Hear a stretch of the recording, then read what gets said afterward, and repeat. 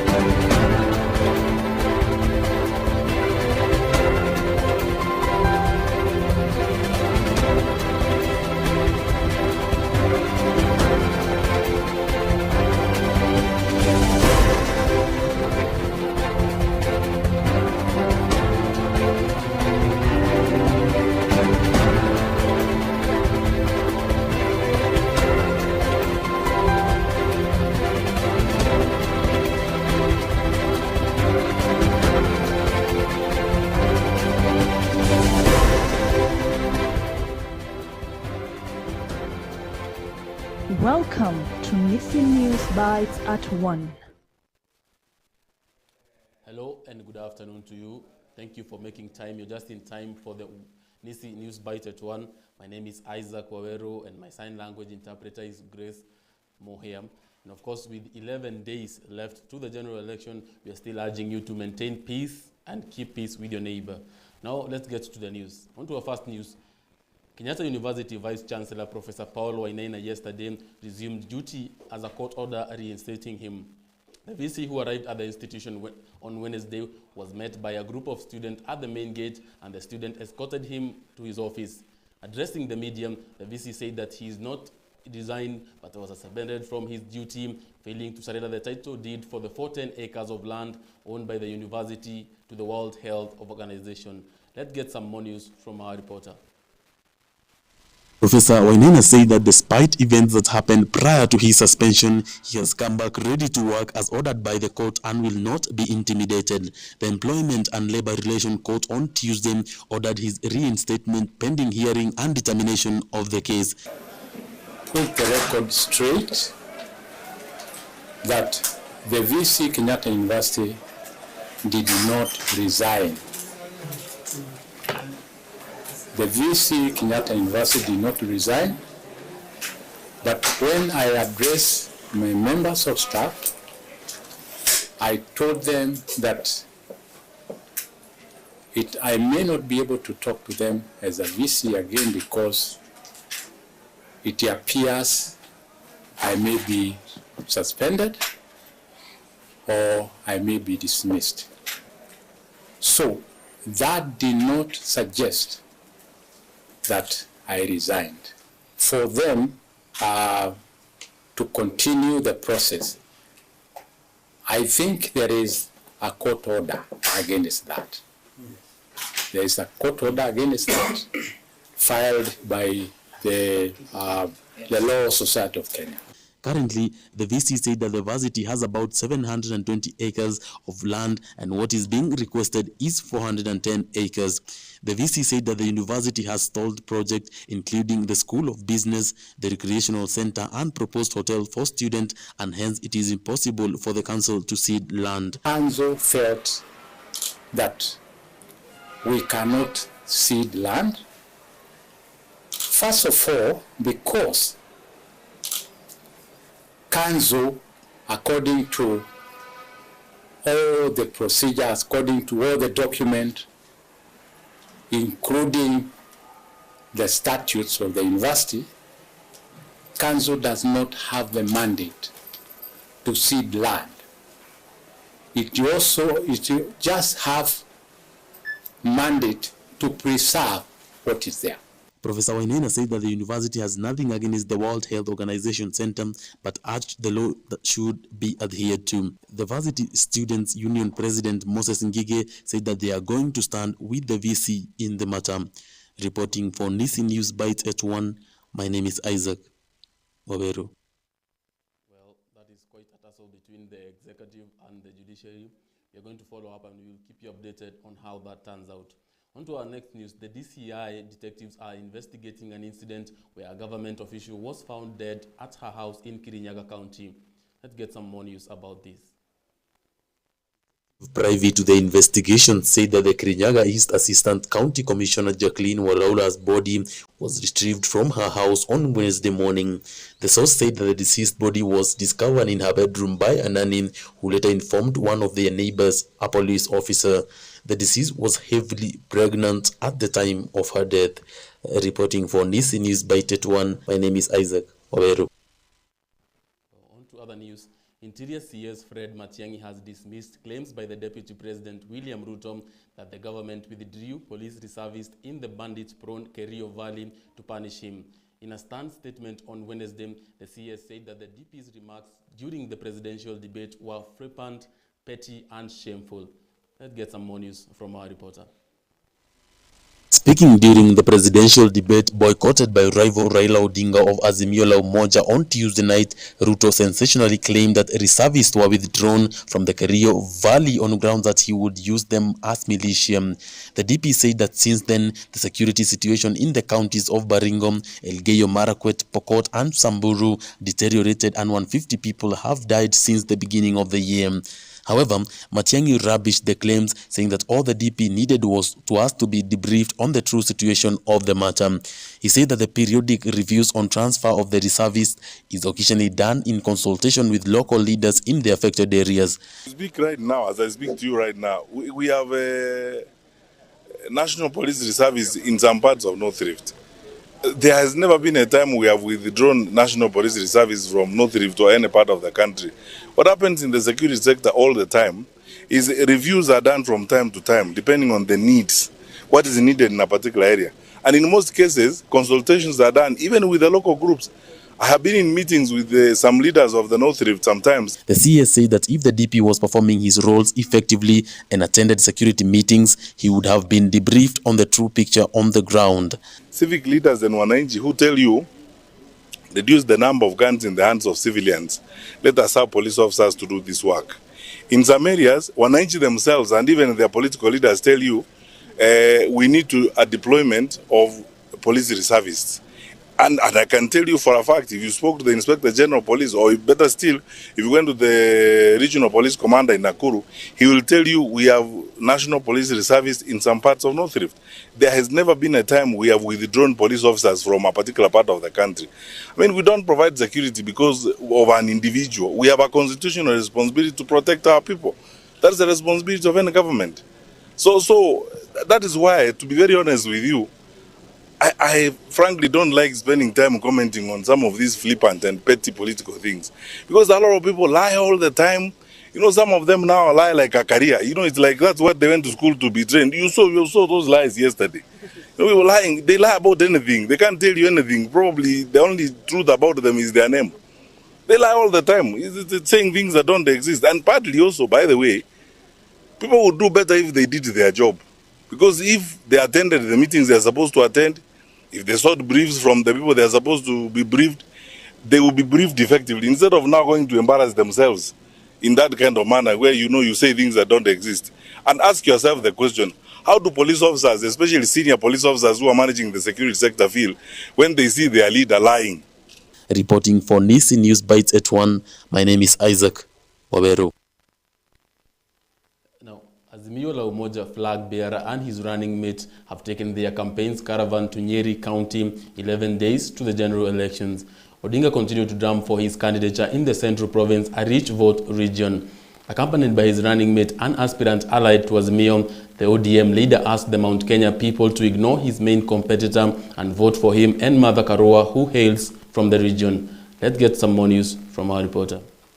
Azimio presidential candidate, the Quoto Secretary General Francis Atwoli has asked the Nyeri residents to ignore William Ruto completely, terming him a liar. Atwoli urged the people to come out in large numbers and vote for Raila Odinga on 9th August. He said that he knows William Ruto so well and thus they should not make a mistake if electing him as a leader in the country. Atwoli further urged the Mount Kenya people to assume Ruto's selection of a running mate, saying that Rigathi Gachagua is an enemy of Luhya community. He said that Gachagua has a case in court that he is accused of corruption. Leaders and aspirants from the region ran for Raila Odinga, urging the voters to consider him. Reporting for Nissi News Byte at 1, I am Grace Moher.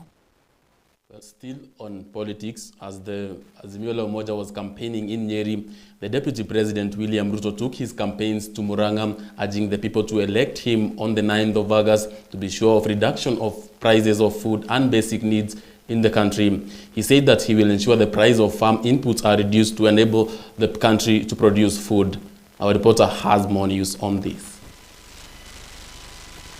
President William Ruto took his campaigns to Murang'a County and its environs to make sure his bottom-up narrative is sinking well to the people. Ruto dwelled on farming as the only source of improving lives. He said the food production is key to this country.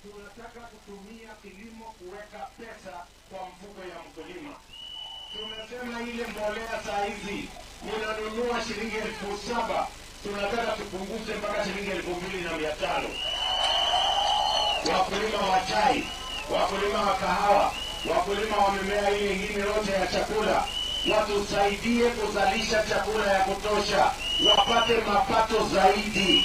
Kila mkulima tuwasaidie vile vile, mpate soko ya sawasawa, ili mkulima akipata mapato zaidi, aweke pesa kwa mfuko yake na tuzalishie chakula ya kutosha, ili tuondoe njaa. Kwa sababu kila mwananchi atakuwa na chakula ya kutosha ya kulisha familia yake. William Ruto told Murang'a people to elect him on 9th of August to be sure of reduction of prices of foods and basic needs in this country. He said that he will ensure the price of farm inputs are reduced to enable the country to produce food.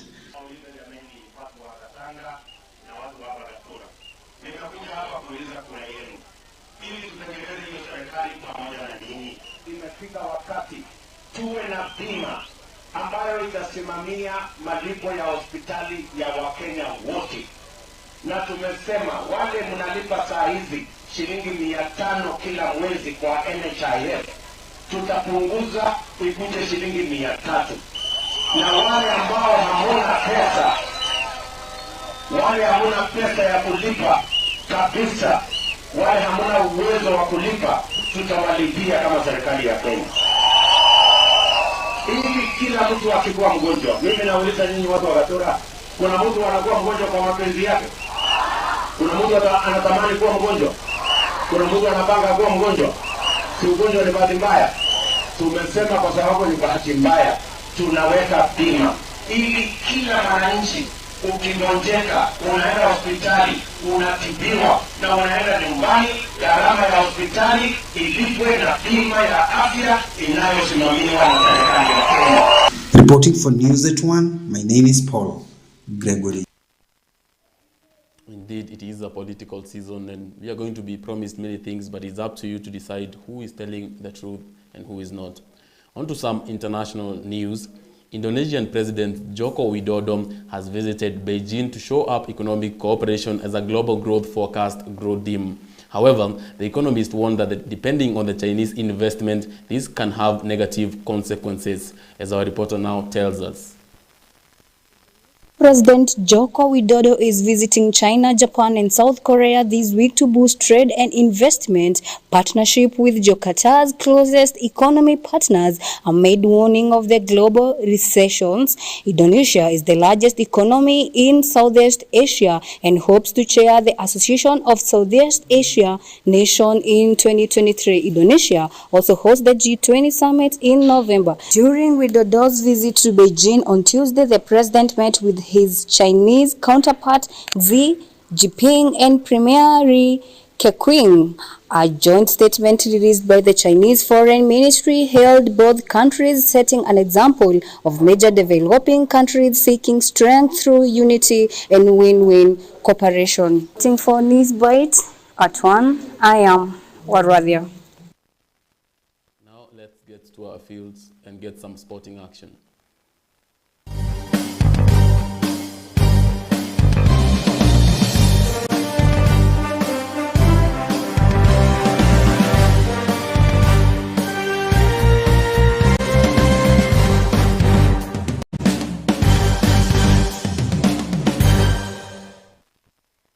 And in sports, Lamu County Government opens football field carpeted with artificial grass.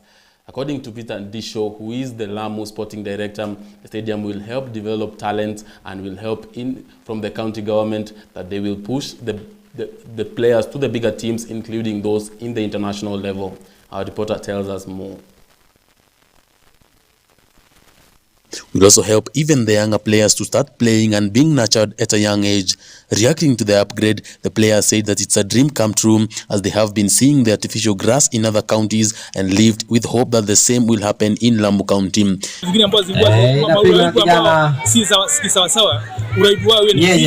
wale ambao wako na talent nzuri tutasukuma mbele kabisa kwa vilabu, kwa talent academies na mpaka mngambo wataenda. Anapiga kijana nyenye hapa. Ambapo tulikuwa na timu 16 tukapiga mechi za muondoano. Sasa tunaelekea kwa semi-final zinaendelea kwa wakati huu. Hii ni kiwanja yetu ya 3 kujenga hapa Lamu. Jamani. Ya pili iko All Stars tuonyeshe tunaweza kulicheza basi. Goli wasipimiane.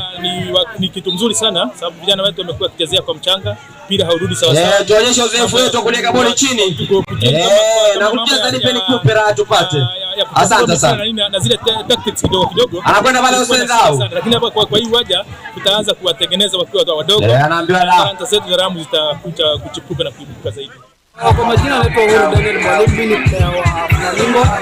Na pale ambapo tumeletewa hii uwanja, watu tunafanya kuona kwenye kaunti nyingine. Watu wakicheza kwa uwanja kama hii, wacheza unasikia raha. Mara nyingine tulikuwa tunacheza hapa kwa mchanga, lakini sasa hivi tumeletewa huu uwanja ambao kidogo sasa hivi tunaweza jua tuko Emirates sasa. Na tunafurahia sisi kama maplayer sasa hivi. Ambao tumetolewa kwenye quarter final, lakini tutajihimiza zaidi na tunamhimiza governor pia hata si uwanja upo. They promise to push harder as a way of showing their appreciation to the county government and also for their own benefits. Reporting for Nissi Byte Sports, my name is Isaac, Waweru. On to some other sport news. It is a blow to Heat squad as tracks are rejected in Birmingham. Kuria said that the Kenya boxers were in a dire situation, pointing out that other than lacking appropriate tracks, their shoes also didn't fit properly. In an exclusive interview, boxing director of Kenya, communication director Duncan Kuria confirmed that the incident, saying that the tracks set aside for the Kenyan boxers were spanned for having a Nike logo on the waistband. Kuria said the Kenyan boxers were in a dire situation, pointing out that the other lacking appropriate trunks, their shoes also didn't fit properly. The annual Global Showpiece is scheduled to begin with a grand opening ceremony in Birmingham on July 28th, the year 2022. Reporting for Nissi Television, I am Faith Ndanya.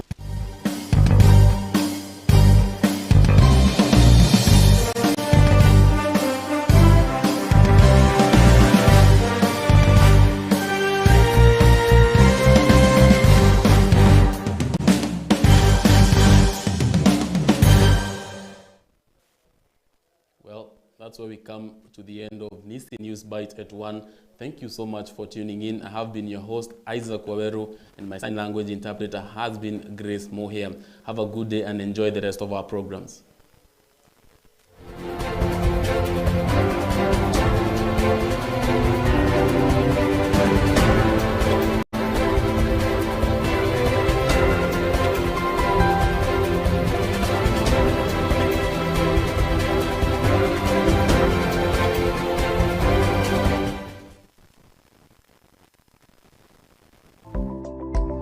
The House of Rest.